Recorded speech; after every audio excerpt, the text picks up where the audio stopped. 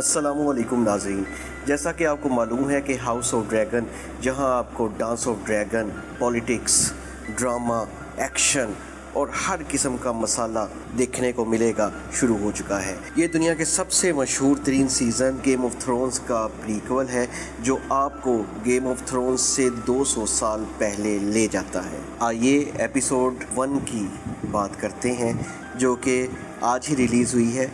Episode की शुरुआत ऐसे माहौल में होती है कि टारगेरियन अपनी डायनेस्टी के अरूज पर होते हैं। उनके पास इस वक्त 10 ड्रैगन एग्स होते हैं और बहुत से ऐसे ड्रैगन्स होते हैं जो कि जवान होते हैं और किसी भी जंग में दुश्मन को तहस नहस करने के काम आ सकते। सारी दुनिया उनसे डरती होती है।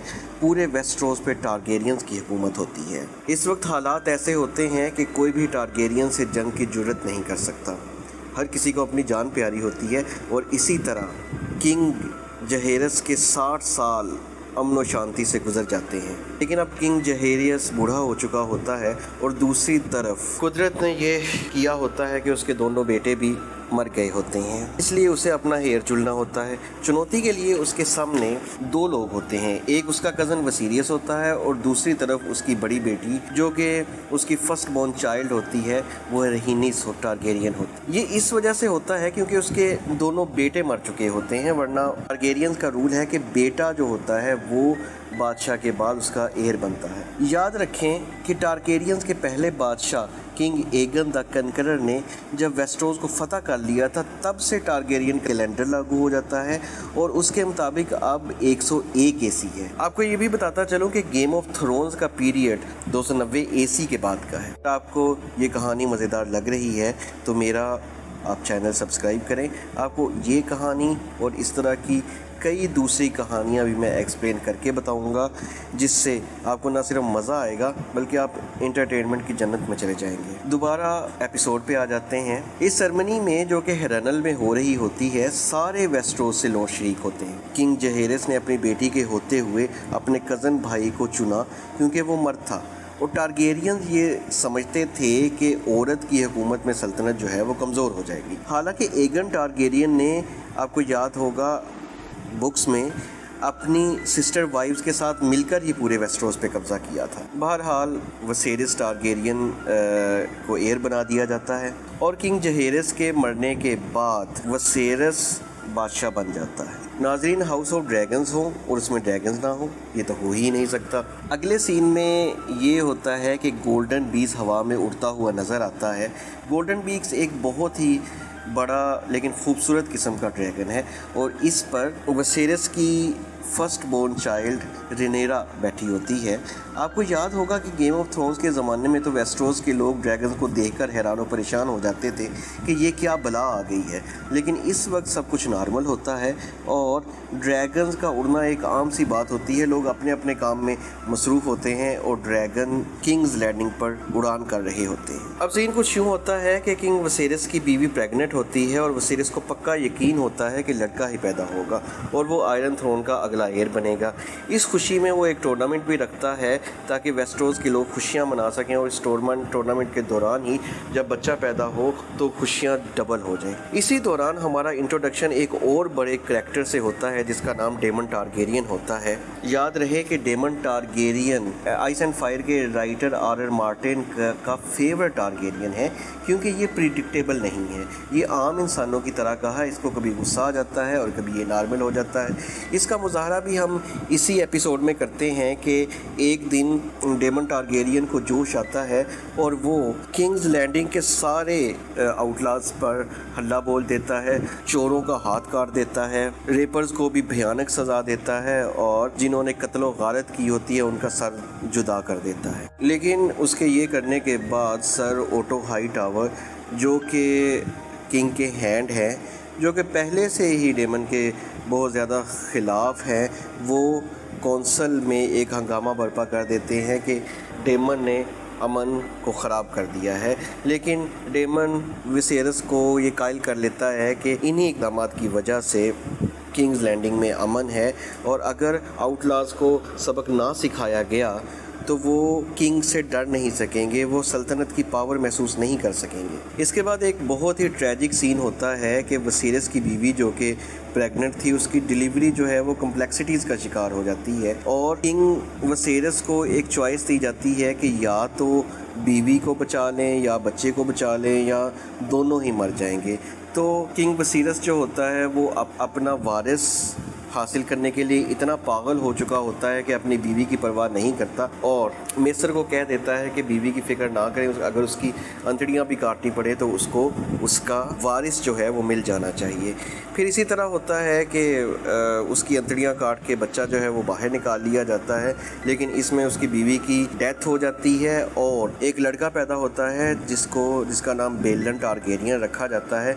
लेकिन होता यूँ है कि बेलन टारगेरियन भी कुछ ही घंटों का मेहमान होता है और वो भी मर जाता है और इन दोनों को गोल्डन बीस्ट जला देता है और उनकी आखिरी रसूमात कर दी जाती। अभी किंग वसीरियस की बीवी और बच्चा मरे ही होते हैं कि कौंसल में एक मीटिंग दिखाई जाती है और इस मीटिंग में सर ओटो हाईटावर एयर की बात छेड़ देते हैं और वो ये कहते हैं कि ये मैटर बहुत ज़्यादा अर्जेंट है, ये बात करने का मौका तो नहीं है लेकिन ये मैटर बहुत ज़्यादा अर्जेंट उनको महसूस होता है। इस पर थोड़ा सा किंग वसीरियस गुस्सा तो होते हैं लेकिन बात शुरू हो जाती है और सर ओटोमन कहते हैं कि प्रिंस डेमन जो है वो सल्तनत के लिए बहुत ही बुरा इंसान है क्योंकि उसका पता नहीं चलता और वो किसी टाइम कोई काम कर देता है और हो सकता है कि वो किंग मीगर जिसे द क्रूअल भी कहा जाता है उससे भी ज़्यादा जालिम इंसान हो। इसलिए आपको ऐसे करना चाहिए कि आपको अपनी बेटी डनेरा जो है उसको एयर बना देना चाहिए, वो एक अच्छी क्वीन जो है वो साबित होगी। लेकिन इसके जवाब में किंग वसीरियस कहता है कि वो मेरा ब्लड है, वो टारगेरियन ब्लड है डेमन, उसी को एयर होना चाहिए। लेकिन ज़्यादातर कौंसिल के लोग जो हैं वो इसकी मुखालफत करते हैं जिस पर वसीरियस को बहुत ज़्यादा गुस्सा आता है और वो कहता है कि मेरे बीवी और बच्चा अभी मरे और तुम लोगों को हेयर चूरने की पड़ी हुई है। ये कहकर वसीरियस उठ जाता है और अपने कमरे में चला जाता है। लेकिन सर ओटो हाईटावर चूँकि एक बहुत शातिर इंसान है, वो अपनी बेटी एलिसेंट को किंग के रूम में भेज देता है और उसे कहता है कि वहाँ जाके उसके रूम में किंग को बहलाओ ताकि उसका गम जो है वो दूर हो सके। किंग वो एक मासूम सी लड़की होती है और वो एलिसेंट जो है वो एक बुक लेकर बादशाह के रूम में चली जाती है और उसको बहलाना शुरू कर देती। इसी दौरान जो डेमन होता है प्रिंस, वो भी गम में बहुत ज़्यादा चूर होता है और गम उतारने की खातिर वो शराब खाने चला जाता है और वहाँ तकरीर करते हुए शराब में दूध ये कह देता है कि प्रिंस बेलन जो था वो चंद घंटों का ही एयर था। सर ओटो हाईटावर आग लगाने के लिए ये बात किंग वसीरियस को बता देता है जिसकी वजह से प्रिंस डेमन और किंग वसीरियस में बहुत ज़्यादा तू मैं होती है और वसीरियस किंग को कहता है कि अपनी बीवी को ले लो और यहाँ से किंग्स लैंडिंग को छोड़कर चले जाओ। फिर वो उसी रात रेनेरा से बात करता है, उसको बुलाता है और उसको कहता है कि मैं तो पागल था जो बेटों के पीछे पड़ा रहा, मुझे तुम में भी बहुत अच्छी क्वीन नज़र आती है, मैं तुमको ही एयर बनाऊंगा। इसके बाद वो कहता है कि तुम्हें मैं एक राज भी बता दूं जो कि एगन द कनकरर से अब तक जो भी एयर बनता आ रहा है उसको ये राज जो है वो पहुंच रहा है कि एक बहुत ही भयानक किस्म की विंटर आने वाला है जिसमें इंसानियत जो है वो ख़त्म हो जाएगी और जब इस किस्म की जंग आएगी तो उस वक्त तुम्हें जो है ये करना है कि टारगेरियन को ही आयरन थ्रोन पे होना चाहिए।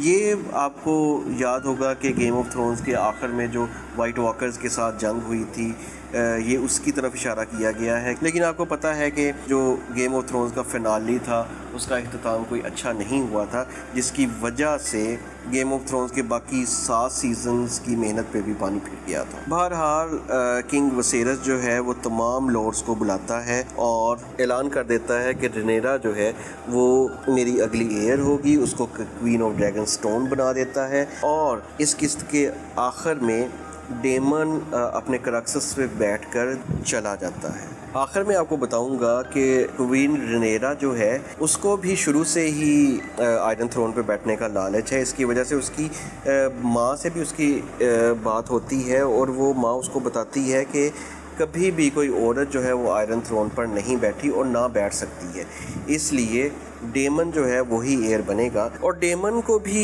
आयरन थ्रोन पे बैठने का लालच है, इसी वजह से जब रेनेरा और डेमन की पहली मुलाकात होती है तो वो भी आयरन थ्रोन पे बैठा होता है, उस टाइम होती है। लेकिन आपको ये भी बताता चलूँ कि डेमन और रेनेरा जो है वो एक दूसरे को थोड़ा बहुत आपस में पसंद भी करते हैं। है वो अंकल और भतीजी, लेकिन वो आपस में एक दूसरे को पसंद करते हैं, क्योंकि ये आपको पता होगा कि टारगेरियन की रवायत है कि उसमें बहन भाइयों की शादी भी होती है और उसमें ये रिश्तों की ब्लड लाइन को मजबूत करने के लिए रिश्तों की उसमें ये नहीं देखा जाता कि उसका भाई है, उसकी बहन है, उसका चाचा है, उसकी चाची है, वो क्या है, इन सारी चीज़ों की नहीं देखी जाती। जहाँ तक फर्स्ट एपिसोड की बात है तो मैं अपना तज़किया करना पसंद करूँगा कि इसमें इंतहाई ज़बरदस्त किस्म के VXR इस्तेमाल किए गए हैं और कोई भी चीज़ आपको यहाँ जाली नहीं लगती।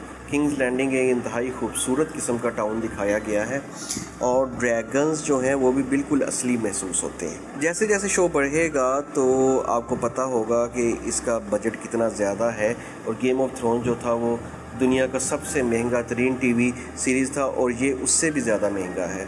तो अगर मैं ये कहूँ कि इस सीज़न की पहली एपिसोड जो है वो गेम ऑफ थ्रोन्स से बेहतर थी तो ये बेजान नहीं होगा, क्योंकि मुझे इसकी पहली एपिसोड जो है वो गेम ऑफ थ्रोन्स के सीज़न से ज़्यादा तेज़, ज़्यादा कॉम्पैक्ट लगी है और मुझे यकीन है कि ये गेम ऑफ थ्रोन्स का रिकॉर्ड तोड़ देगा। मैं इसको 10 में से 9.5 रेटिंग दूँगा।